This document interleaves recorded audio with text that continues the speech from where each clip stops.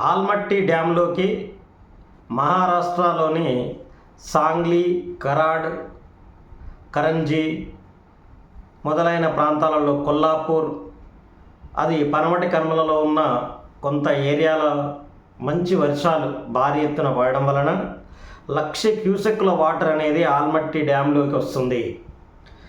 ఈ 1,00,000 క్యూసెక్కుల వాటర్తోని ఆల్మట్టి డ్యామ్ అనేది 129 టీఎంసీల ఫుల్ కెపాసిటీ ఉన్నప్పుడు అందులో 82 టీఎంసీల వరకు నీరు చేరింది.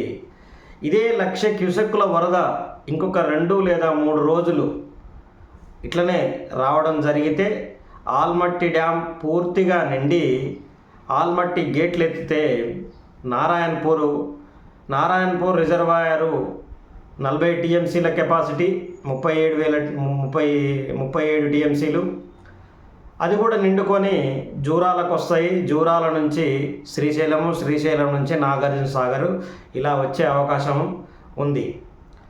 అయితే ఈ వర్షాల వలన కొంతమంది ప్రజలు మహారాష్ట్రలో ధనమాన ప్రాణాలు పోగొట్టుకుంటున్నారని అర్థమైంది. వాళ్ళందరూ తగు జాగ్రత్తలు తీసుకొని వాతావరణ పరిస్థితులను తెలుసుకొని ఎప్పటికప్పుడు తగు జాగ్రత్తలు తీసుకొని ఇళ్లలోనే ఉండాలని చెప్పి సూచన చేయడం జరుగుతుంది.